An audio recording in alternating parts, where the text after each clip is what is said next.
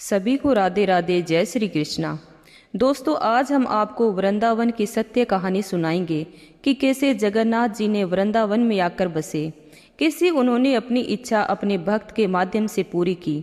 दोस्तों, अभी तक आपने हमारे चैनल को सब्सक्राइब नहीं किया तो कर ले, ताकि आने वाली वीडियो की नोटिफिकेशन आपके पास पहुंच सके।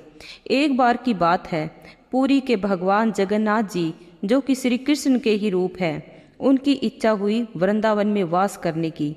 पर सर्वसमर्थ होते हुए भी वृंदावन जाए कैसे, क्योंकि भगवान तो अपने विग्रह रूप में ही भक्तों के सामने रहते हैं और विग्रह रूप में ही सेवा लेते हैं, इसलिए भगवान अपने भक्तों के अधीन रहते हैं। दोस्तों, अगर आपको विग्रह का मतलब नहीं पता तो विग्रह भगवान की मूर्ति को कहते हैं। जिस मूर्ति की हम पूजा पाठ करते हैं उस मूर्ति को विग्रह बोला जाता है।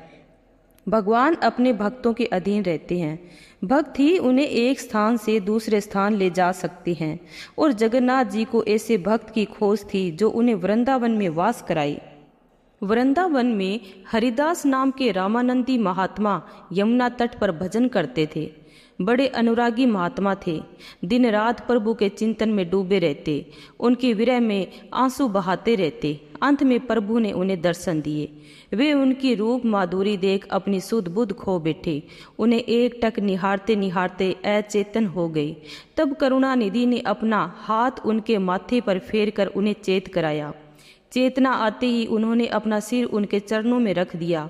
उन्होंने अपनी अमृतमयी वाणी में कहा, वत्स, मैं तुमसे प्रसन्न हूँ। तुम्हारे निकट रहकर तुम्हारी प्रेममयी सेवा का सुखास्वादन करने को ललायित हूँ। तुम जगन्नाथपुरी जाओ। इस वर्ष आषाढ़ में वहाँ जगन्नाथ जी का विग्रह परिवर्तन होगा। पुराना विग्रह तुम ले आना और इसी स्थल पर उसे स्थापित कर उसकी सेवा करना। इतना कह भगवान अंतर्ध्यान हो गए। महात्मा उनके दर्शन से छटपट करने लगे, पर उनकी आज्ञा का स्मरण कर उन्होंने धैर्य धारण किया। वे अपने शिष्यों को साथ ले कीर्तन करते हुए जगन्नाथपुरी की ओर चल पड़े।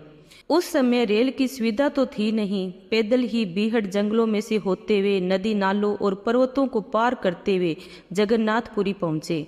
जगन्नाथपुरी में महा महोत्सव चल रहा था।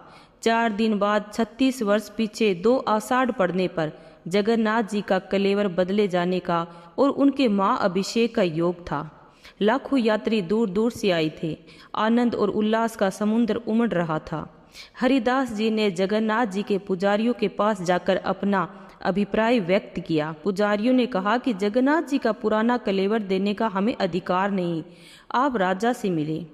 वे राजा के पास गए। राजा ने उनका तेजोमय मुखमंडल देख उन्हें साष्टांग प्रणाम किया और आने का कारण पूछा।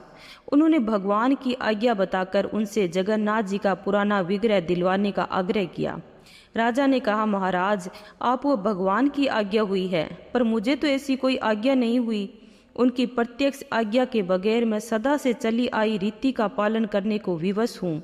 सदा से जगन्नाथ जी का नया कलेवर होने पर पुराना विग्रह समुद्र में प्रवाहित किया जाता है, अतः इस बार भी वही करना होगा। आपकी प्रार्थना स्वीकार करना तो संभव ही नहीं है, मुझे क्षमा करें।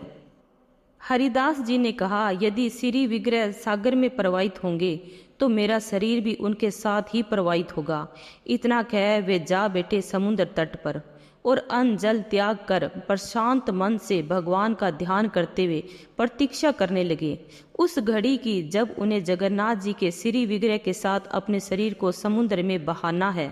आधी रात को जब राजा सो रहा था, जगन्नाथ जी ने उनके समक्ष प्रकट होकर मेघ गंभीर स्वर में कहा, वे महात्मा मेरी आज्ञा से मेरा विग्रह मांगने तुम्हारे पास आया है। तुमने उनका तिरस्कार किया। जाओ, उनसे क्षमा मांगो और उनकी आज्ञा का पालन करो। मेरा एक विग्रह अब वृंदावन में भी रहा करेगा। राजा डर गया और जाग पड़ा। उसी समय कर्मचारियों को भेजा महात्मा जी की खोज करने। जब उनका पता चला, राजा खुद समुद्र के तट पर गया।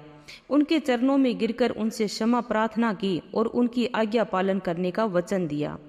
अब अभिषेक के बाद राजा ने एक विशाल रथ में श्री जगन्नाथ जी, श्री बलदाऊ जी और श्री सुभद्रा जी को विराजमान कर धन धान्य और सेना के साथ उन्हें वृंदावन के लिए विदा किया। हरिदास जी और उनके शिष्य उनके साथ परम आनंद पूर्वक कीर्तन करते हुए कई महीनों में वृंदावन पहुंचे। वृंदावन में यमुना तट पर उसी स्थान पर जहां वे भजन करते थे, एक सुंदर मंदिर का निर्माण कर श्री विग्रहों को स्थापित किया गया। आज भी वह मंदिर और श्री विग्रह उस स्थान की शोभा बढ़ा रहे हैं। उसके सामने यमुना बह रही है और नीचे पक्का घाट बना है जो जगन्नाथ घाट के नाम से पुकारा जाता है। भक्तगण वृंदावन में उस स्थान पर जगन्नाथ जी के दर्शन कर कृतार्थ होते हैं। जगन्नाथ जी की रथ यात्रा के दिन वहां दर्शकों की विशेष भीड़ होती है। तो दोस्तों, ये थी जगन्नाथ जी से जुड़ी हुई एक सत्य घटना। ऐसी ही वीडियो देखने के लिए हमारे चैनल को सब्सक्राइब करें और वीडियो पसंद आई हो तो लाइक करना ना भूलें। धन्यवाद।